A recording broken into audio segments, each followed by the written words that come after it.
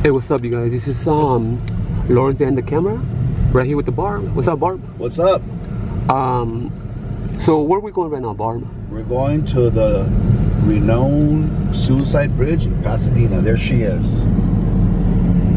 So what's so special about this bridge? What's so special about this bridge? It's known as a suicide bridge because a lot of people have committed suicide here. Hey, what's up, everybody? This is Lawrence behind the camera. I'm right here with the barber. Hey, what's up, barber? What's up? What's going on? Not much.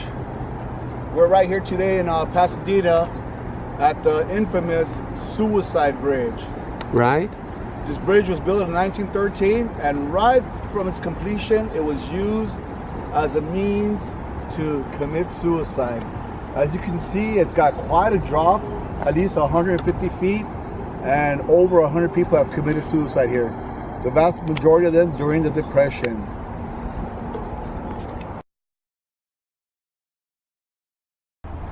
Hey, Barb, I heard that they installed some gates to prevent jumping. That's right, they put these long gates at the edge of the bridge, a fence if you will, to prevent people from jumping.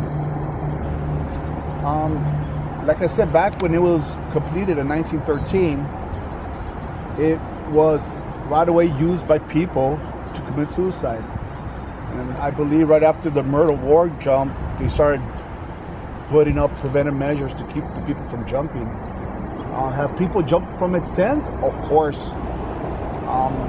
But in its tragic history, you gotta admit, it is absolutely beautiful.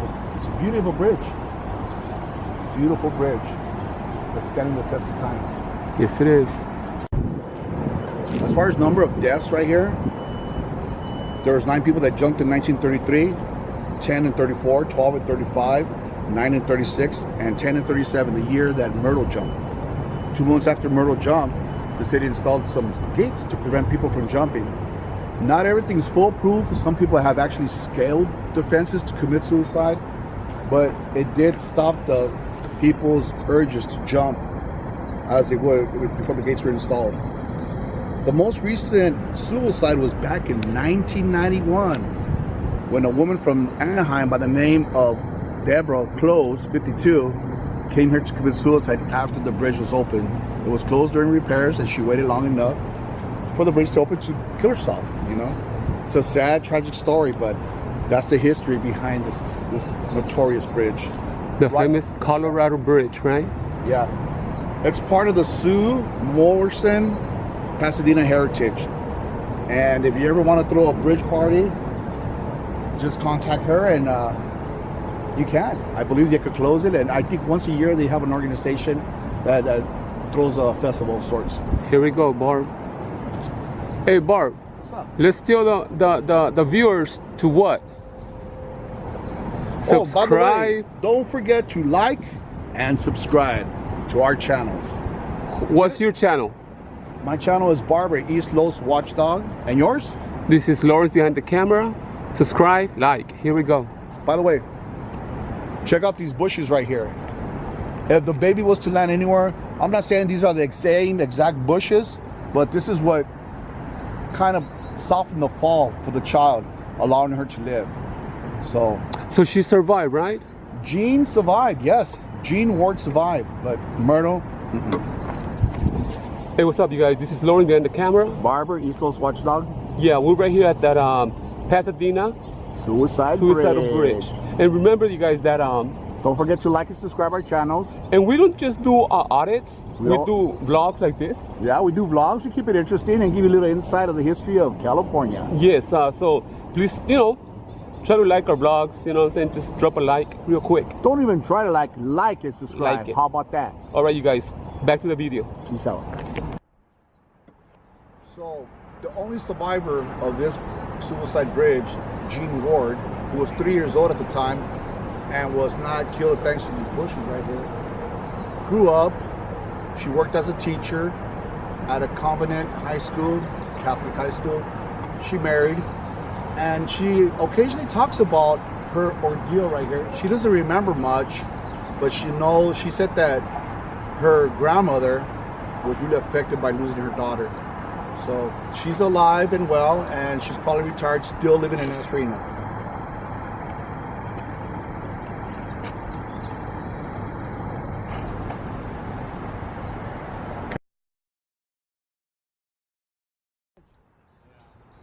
Know much about it?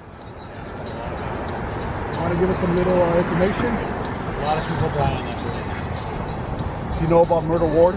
A lot of people die on that bridge that they never report. Wow. Well, okay. maybe they don't report them, but let me tell you something.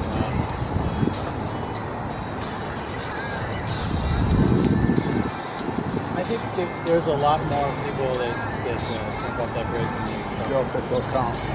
Why do you suppose that is? They don't report the accurate number. Well, you know, they don't want to disturb people. Right. The fact is I think this bridge, I live very close to here, so I think this bridge all the time, and I've witnessed many. Oh,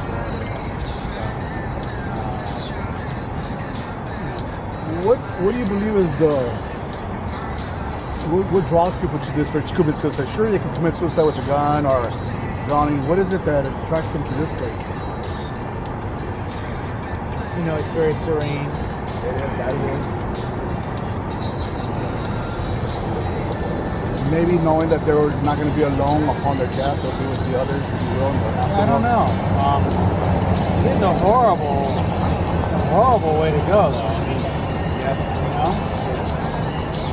God, on the other side, I mean, usually they jump right there. Not this arch, but the next arch? Yeah, because that's where you're going to fall into the canal, which is further. I was assuming they were jumping from this arch. Well, I don't exactly know, but I mean, when I was down there painting once, and someone jumped, and you would not believe the sound. It was unbelievable. The sound was metal hitting metal, maybe, if you will. It sounded like a car crash. Ooh. That's all them bones breaking. Well, I don't know, but you know, I looked down there and I didn't. There was no blood. There was just nothing where octopus. Wow. Yeah, I've never met anybody who's actually been around at some suicide. That's a pretty good comment out there. We did a little story on the baby that survived the suicide, attempted suicide. Oh, really? Yeah, back in the 30s, some lady brought her child, a 3-year-old child, and during the Depression, she threw her child over, and the child survived by hitting the bushes down there. We're assuming it's right here at this point with the bushes. She didn't survive, but the little baby babies did. always seem to survive everything. Train wrecks and everything. You know, everything, you name it. Drowning, that's it. You know, they always have a way to bounce back.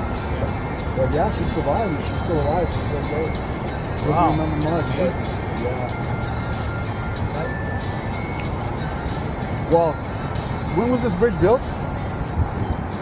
It has a kind of like an Art Deco design, would you say? It's called Beaux-Arts.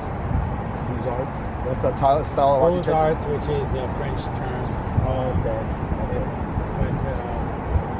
But it was, I think it was in the 20s during that time of the beginning of really the Art Deco movement, maybe late Art Nouveau, Art Deco around that time.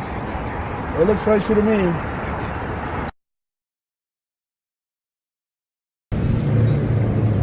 What's up, everybody? This is Barber, East Coast Watchdog. I'm with my buddy Lawrence behind the camera, and we're in Pasadena. Today, we're going to take a couple of shots of the Civic Center.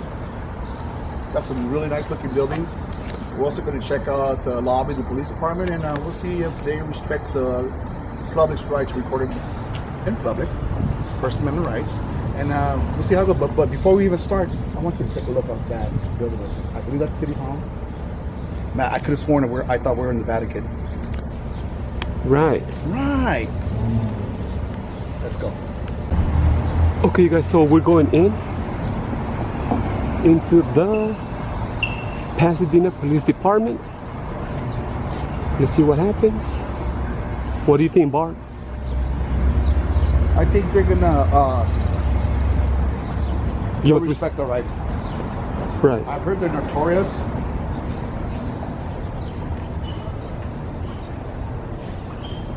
But I'm sure they'll respect that. Oh, the lobby's closed. Please use regular entrance.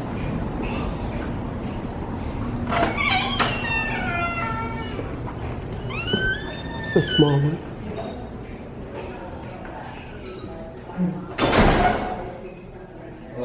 Hi. I have a question.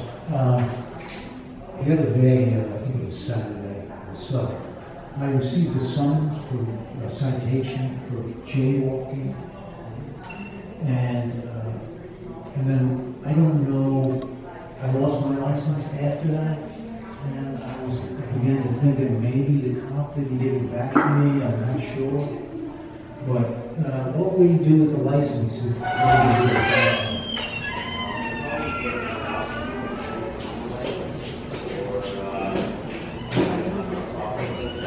So unfortunately, the report isn't in yet because it happened so recently.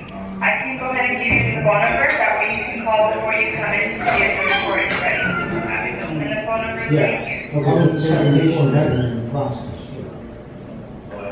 No, it takes 30 to 45 days. No, it was just, and I don't live here either, and I'm leaving tomorrow, and I just thought I'd try. And ask the question. Can I get a complaint form? So it's quite possible that he didn't wind up with it. No, I just need a complaint form. Someone Something I can fill out at my leisure and turn in, or email me. Thank you. I did that yesterday because I thought maybe I just dashed it on the street. They told me they didn't have it. So that I'm only ready to Monday morning. All right. So before we get to Monday morning, you want to explain it to me, or?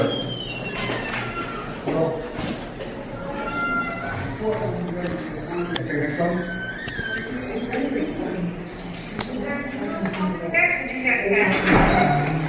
Maybe Spanish, but I need one in English.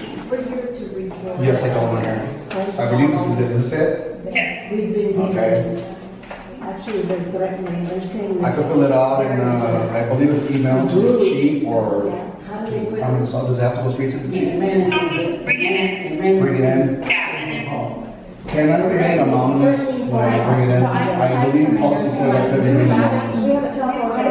So I applied for my driver's license, and then I came here to get like a record of my description, and they said that the records have been destroyed. So I provided my letter to them, and they said they actually need a letter from you guys saying And it that. says, unavailable. Yes. Or wireless caller, all that. And then today we got one that said. One is 2010, Someone has. 2003. Have behaved in a. and 2007. And. Okay, thank you so much. you are allowed to remain in court. Thank you so much, I appreciate it. What was your name? Macias? The email Thank they you. sent I me, have the number. that the nursing board sent me, No, I don't. or you already know? Okay, Barb. So what do you think? I think that went pretty good. It went pretty good. They didn't say anything. How come we never get negative You know what? contact? I'm glad you brought that up.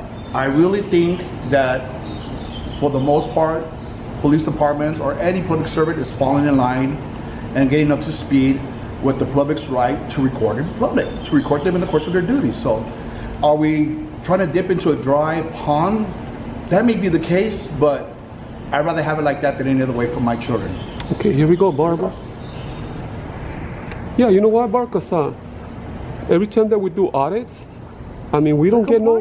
They're compliant. They don't even talk shit to us or nothing. I mean, damn, are we cursed? I think we're cursed. No. That is a blessing. The time's gonna come when my kids are gonna come to this department filming for their records, and there's not gonna be any kind of issue, any kind of drama. And I like this, you know. But I mean, maybe we're gonna be those auditors that don't have any issues. Or You any know what I mean, contact though? or any confrontation. We're cursed because we don't get no views because we don't get no negative contact. You feel me?